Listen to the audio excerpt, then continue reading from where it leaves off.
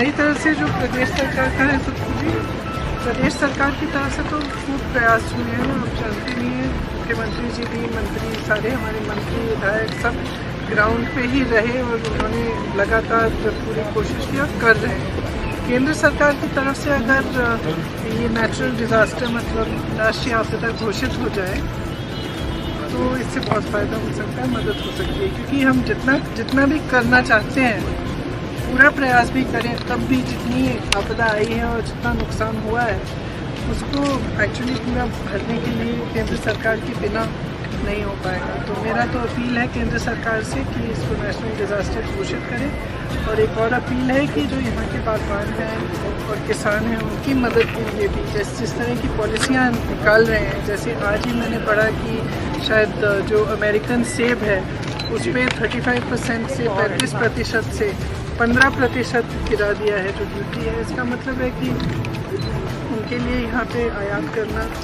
आसान होगा, तो हमारे किसानों का क्या होगा। और उसी तरह से शिमला में जो सेब की पेटियाँ हैं उनको ख़रीदने का जो दाम है वो कम कर दिया है कुछ बड़े उद्योगपतियों ने। इससे भी नुकसान है, पहले से ही आपदा है, इतना नुकसान हो रहा है। तो इस समय तो जैसे पूरे प्रदेश की स्पिरिट हमने देखी है, भावना देखी है कि सरकार में भी वही भावना रही है। मैंने रास्ते में आ रही थी, कुछ लेडीज़ श्रमदान कर रही थी, उन्होंने कहा कि जो नेशनल हाईवे है उसमें काम आस्ते से चल रहा है, उसको तेज़ी से करना चाहिए। तो पूरी जो कुछ ये बता भी रहे थे कि काफ़ी लोगों ने दान भी दिया है।